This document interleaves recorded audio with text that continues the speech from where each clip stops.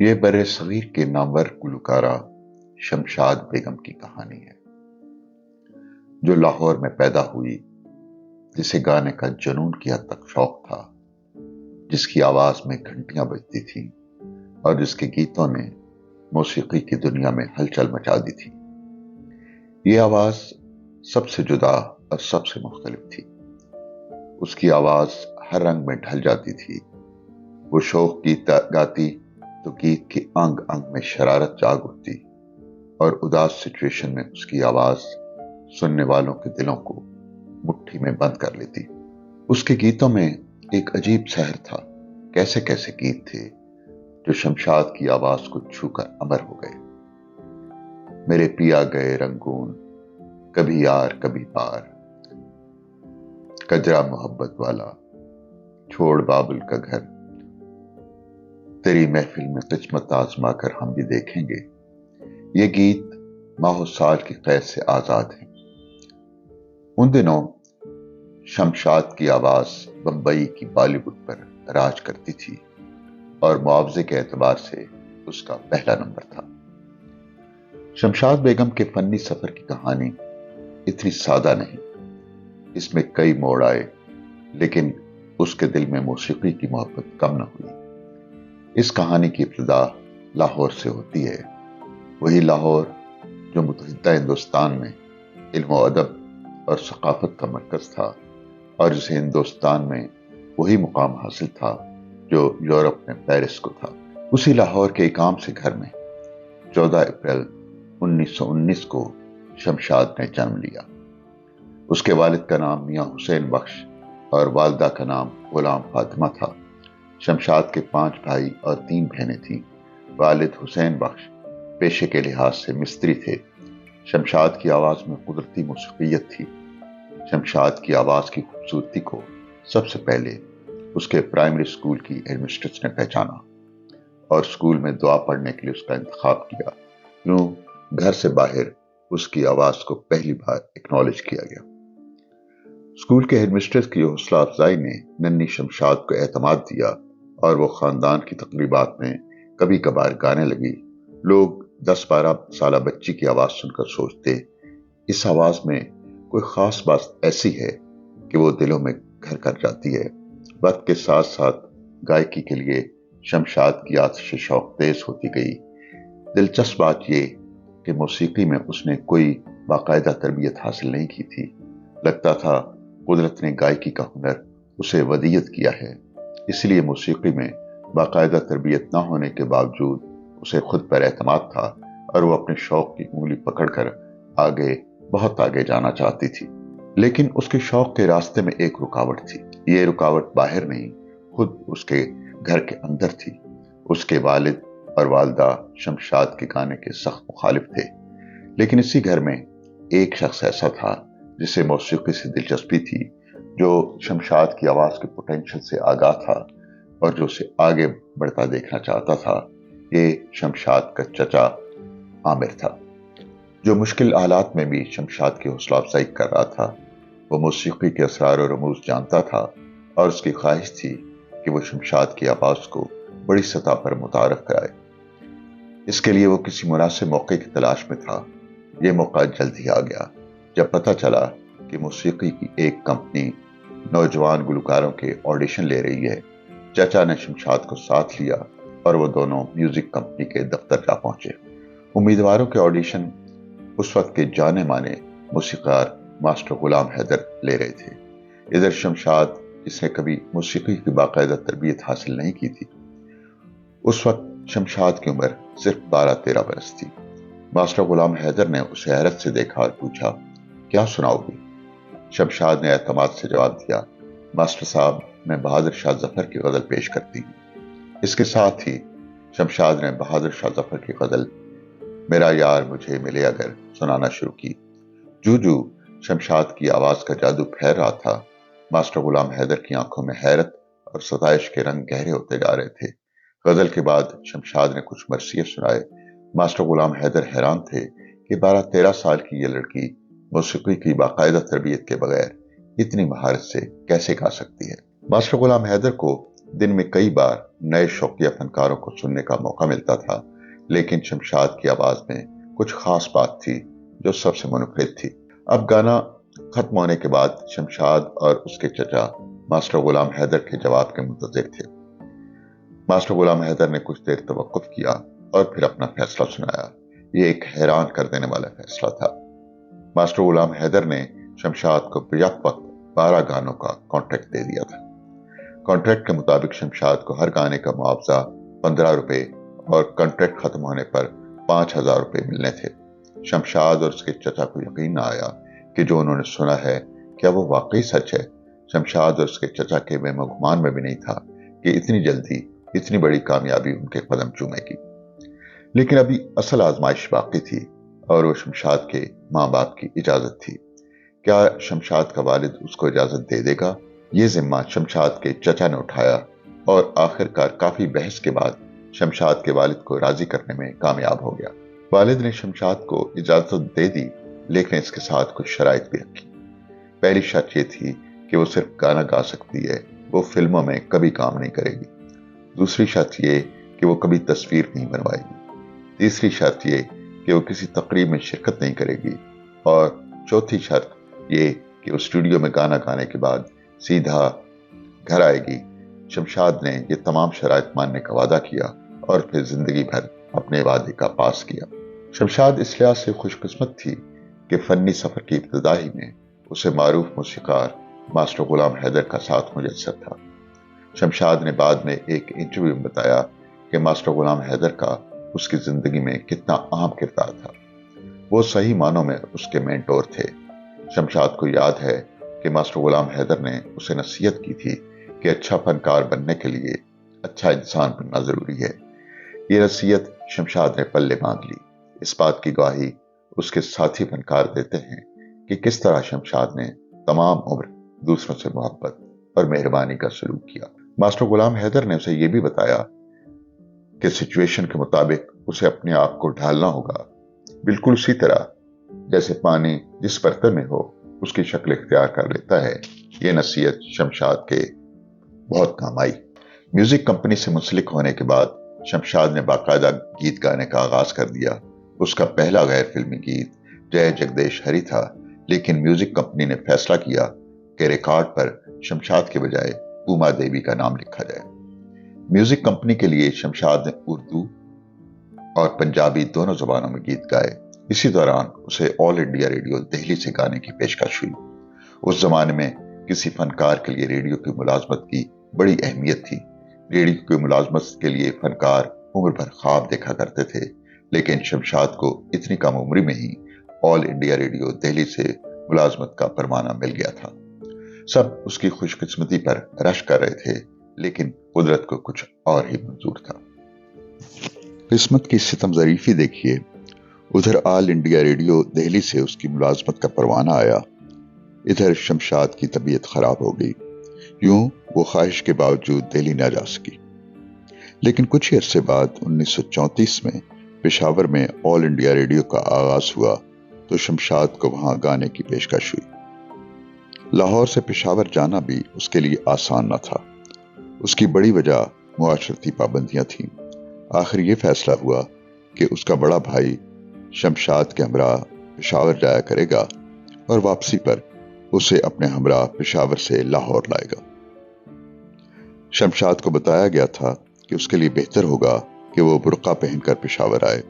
Peshawar radio पर शमशाद ने बेशुमार गीत गाए, लेकिन बदकिस्मती से उनका कोई रिकॉर्ड नहीं, क्योंकि उस वक्त गाने बराह रास्त नशर होते थे। उन दिनों का एक गीत एक बार फिर कहो जरा था। रेडियो के सामाईन की फरमाइश पर उसे यह गीत कई बार गाना पड़ा। गजेंद्र खन्ना को एक इंटरव्यू में शमशाद ने बताया कि पेशावर में वहां के लजीज खाने, खास तौर पर नान और चपली कबाब उसे बहुत पसंद थे। 1934 का साल शमशाद की जिंदगी का अहम साल था। उस साल उसने ऑल इंडिया रेडियो पेशावर में गाने का आगाज किया और इसी साल शमशाद बेगम ने अपनी जिंदगी का अहम तरीन फैसला किया। यह फैसला उसकी शादी का था। शमशाद की उम्र उस वक्त सिर्फ 15 बरस थी। एक रोज जब उसने ऐलान किया कि वो एक हिंदू वकील गंपत लाल बट्टू से शादी करेगी तो शमशाद के घर वाले सन्नाटे में आ गए। उसकी एक वजह दोनों की उम्रों का फर्क था और दूसरी वजह दोनों के मज़हब का इख्तलाफ था। शमशाद मुसलमान थी और उसका होने वाला शौहर गंपत लाल बट्टू हिंदू था। खानदान भर की मुखालफत के बावजूद उसने अपनी मर्जी की शादी की। जब लाहौर से ऑल इंडिया रेडियो की नशरियात का आगाज हुआ तो शमशाद के लिए आसानी हो गई, क्योंकि उसका घर भी लाहौर में था। शमशाद का मामूल था कि वो सुबह रेडियो जाती, जहां गाने की रिहर्सल होती थी। गानों की रिकॉर्डिंग शाम 6 बजे के बाद होती। अपने एक इंटरव्यू में शमशाद उन दिनों को याद करती है कि कैसे हर गीत की 4-5 बार रिहर्सल कराई जाती थी। उस जमाने में रिकॉर्डिंग के जदीद आलात नहीं थे। ऐसे में पहले कंपोजर्स और फिर साजिंदों के साथ कोऑर्डिनेशन आसान काम न था। रिहर्सल के बाद रिकॉर्डिंग एक मुख्तलिफ स्टूडियो में होती। चूंकि वो एक म्यूजिक कंपनी की मुलाजिम थी, इसलिए बाज़ औक़ात उसके गाए हुए गानों पर उसे क्रेडिट न मिलता। लेकिन बाद में ये मसला इस तरह हल हो गया कि मारूफ HMV कंपनी को उस म्यूजिक कंपनी ने खरीद लिया। लाहौर में शमशाद के गीतों का आगाज 2 पंजाबी फिल्मों यमला जट और गवांडी से हुआ। इन दोनों फिल्मों को बॉक्स ऑफिस पर शानदार कामयाबी मिली। खजांची फिल्म में भी शमशाद ने अपनी आवाज का जादू जगाया। इस फिल्म में मारूफ मौसीकार और शमशाद बेगम के मोहसिन मास्टर गुलाम हैदर ने मौसीकी दी थी। इस फिल्म ने भी बॉक्स ऑफिस पर गोल्डन जुबली का एजाज हासिल किया। खजांची की शानदार कामयाबी में शमशाद के गीतों का अहम किरदार था। इन गीतों की मकबूलियत के बाद दूसरे फिल्म साज भी उसकी तरफ मुतवज्जो हुए। उनमें अपने वक्त का मारूफ प्रोड्यूसर और डायरेक्टर महबूब खान भी था। वही महबूब खान जिसने बॉलीवुड को आन, अंदाज, अमर और मदर इंडिया जैसी फिल्में दी। उस वक्त तक उसकी फिल्में जागीरदार, दक्कन क्वीन और औरत आ चुकी थी। ये 1943 का साल था और महबूब खान अपनी नई फिल्म तकदीर पर काम कर रहा था।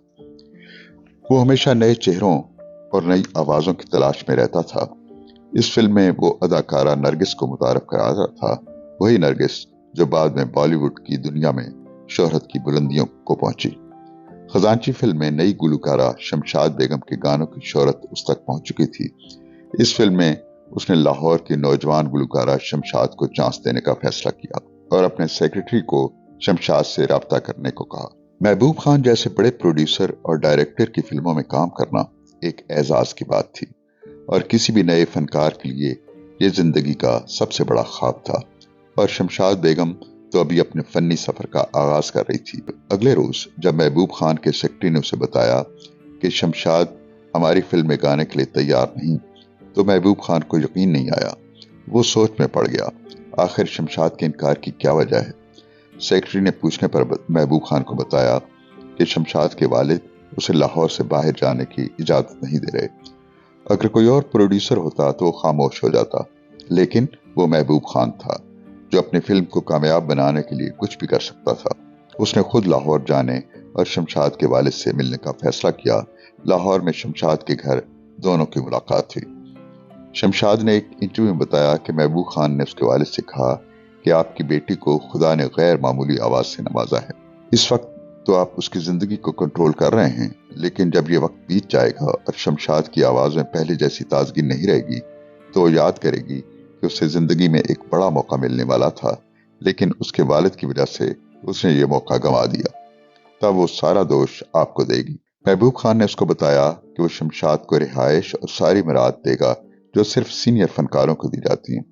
आखिरकार महबूब खान ने शमशाद के वालिद को राजी कर लिया और यूं शमशाद को बंबई जाने और महबूब की नई फिल्म तकदीर में काम करने की इजाजत मिल गई। यूं शमशाद के लिए शोहरत का दरीचा खुला और वो फिल्म में गाने के लिए बंबई आ गई। इस फिल्म के बेशतर गाने शमशाद की आवाज में थे जो इंतहाई मकबूल हुए।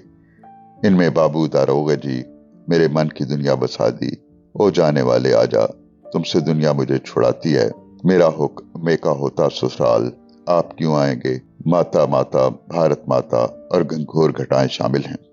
अगले ही बरस 1944 में मास्टर गुलाम हैदर के मौसीकार भतीजे आमिर अली ने पन्ना फिल्म में शमशाद बेगम को गाने की पेशकश की।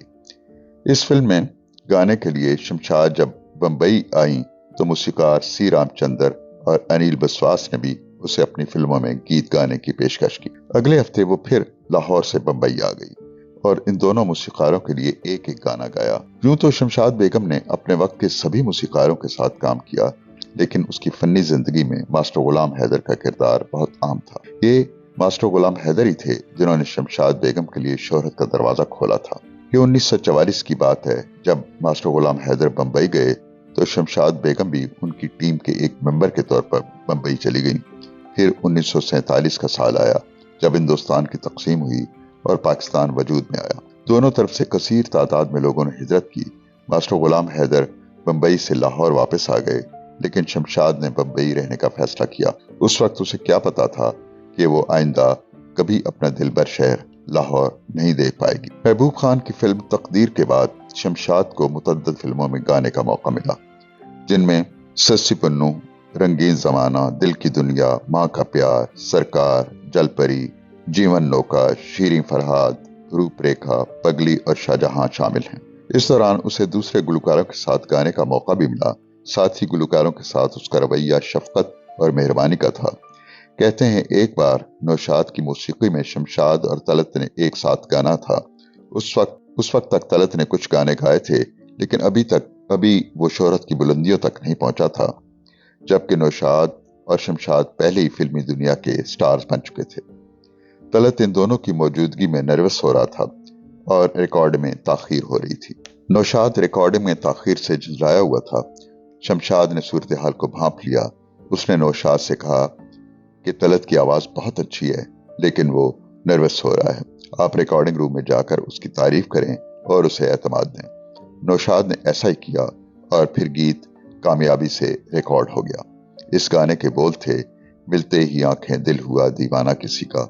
ये दो गाना कई दहाइयां गुजरने के बाद आज भी तरोताजा है। शमशाद हर नए दिन के साथ कामयाबी और शोहरत के जीने तय कर रही थी कि अचानक सब कुछ बदल गया। ये 1955 का साल था जब एक दिन खबर मिली कि शमशाद का खावंद गुंपत लाल बट्टू ट्रैफिक के एक हादसे में जान की बाजी हार गया है। शमशाद के लिए जिंदगी अंधेर हो गई। उसने अपने सारे खानदान की मुखालफत मोल लेकर गुंपत से मोहब्बत की शादी की थी। दोनों 11 साल हंसी खुशी इकट्ठे रहे थे। उनकी एक बेटी उषा थी। गुंपत शमशाद की जिंदगी का हमराज और हमसफर था।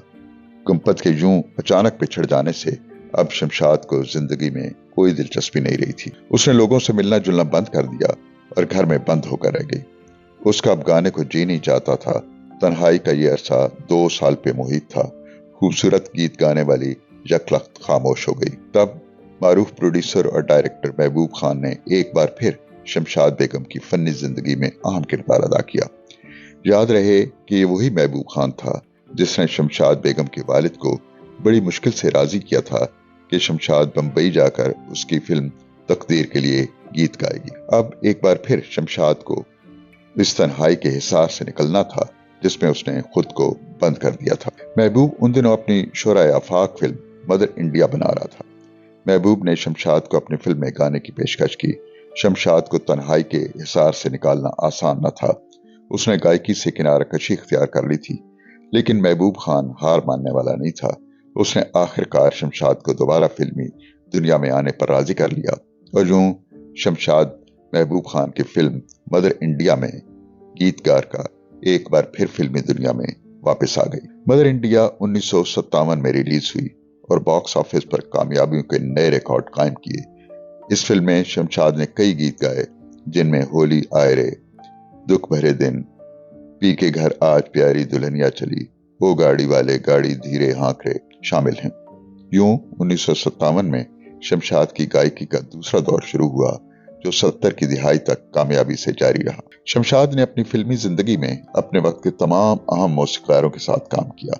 शमशाद की जिंदगी में गुलाम हैदर, गुलाम मोहम्मद और पंडित गोविंद राम का अहम किरदार था, जिन्होंने उसके लिए खूबसूरत धुनें बनाई, जिसके नतीजे में बहुत से सदाबहार गाने तख्लीक हुए। याद रहे, शमशाद को फिल्मी दुनिया में मुतारफ कराने का सेहरा मास्टर गुलाम हैदर पर है, जिनकी मदर धुनों में शमशाद ने खजांची फिल्म में गीत गाए थे और फिल्मी दुनिया को अपनी तरफ मुतवज्जो कर लिया था। शमशाद के फनी सफर को बुलंदियों से हमकिनार करने में 3 और मूसीकारों का भी अहम किरदार है, जिनमें नौशाद, ओपी नैयर और सी रामचंद्र शामिल हैं। ओपी नैयर ने अपने फनी सफर के आगाज में शमशाद की आवाज का इस्तेमाल किया। शमशाद ओपी नैयर की पसंदीदा गुलकारा थी। उसका कहना था कि शमशाद की आवाज में घंटियां बजती हैं। ओपी नैयर और शमशाद में कदर मुश्तरक ये थी कि दोनों ने मौसीकी की बाज़ाब्ता तरबियत हासिल नहीं की थी। यही वजह है कि ओपी नैयर ने म्यूजिक में नित नए तजुर्बे किए। ओपी नैयर की मौसीकी में शमशाद के चंद गीत बहुत मशहूर हुए। उनमें कभी यार कभी पार, अब तो जी होने लगा, कहीं पे निगाहें कहीं पे निशाना, बच के बालम कहाँ जाओगे, मोहब्बत से तुझे इनकार, मेरी दुनिया में तुम, जना जोर गरम, रेशमी शलवार कुर्ता जाली का, कदरा मोहब्बत वाला वगैरह शामिल हैं। ये ओपी नैयर का इब्तदाई दौर था, जिसमें उसने शमशाद बेगम, गीता दत्त और मोहम्मद रफ़ी की आवाज़ों का इस्तेमाल किया। उस जमाने के एक और मारूफ मूसीकार सी रामचंद्र की मौसीकी में भी शमशाद ने सदाबहार गाने गाए। सी रामचंद्र ने शमशाद की शोख शंग आवाज़ को मद्देनजर रखते हुए गैर रवायती धुनें बनाई। शमशाद ने रामचंद्र की मौसीकी में 60 के करीब गीत गाए। इनमें आना मेरी जान, संडे के संडे, मेरे पिया गए रंगून जैसे मारूफ गीत शामिल हैं। ओपी नैयर और सी रामचंद्र के अलावा शमशाद ने मूसीकार नौशाद की मौसीकी में मुतअद्दिद लाजवाब गीत गाए, जिनमें हम दर्द का अफसाना, दुनिया को सुनाएंगे, छाया मेरी उम्मीद की दुनिया में अंधेरा, चांदनी आई बन के प्यारो साजना, आग लगी तन में, दिल को पड़ा थामना, छोड़ बाबुल का घर मोहे पी के नगर और तेरी महफिल में किस्मत आजमा के हम भी देखेंगे शामिल हैं। इन गीतों की मकबूलियत ने नौशाद को भी शोहरत की बुलंदियों पर पहुंचा दिया था।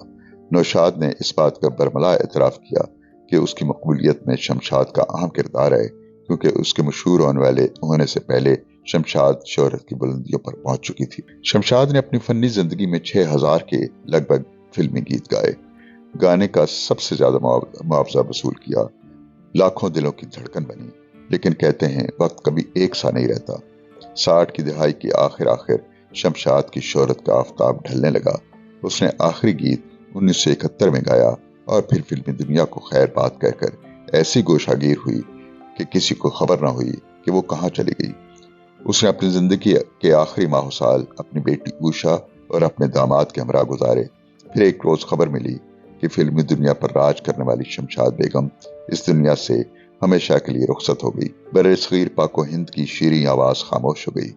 शमशाद अक्सर अपनी जिंदगी के आखिरी दिनों में अपनी बेटी उषा से कहा करती थी कि तुम देखना, मैं मरने के बाद भी अपने गीतों में जिंदा रहूंगी। वो सच ही कहती थी। ये हकीकत है कि सच्चे फन की जिंदगी अमर होती है, उसमें माजी का सीगा नहीं होता।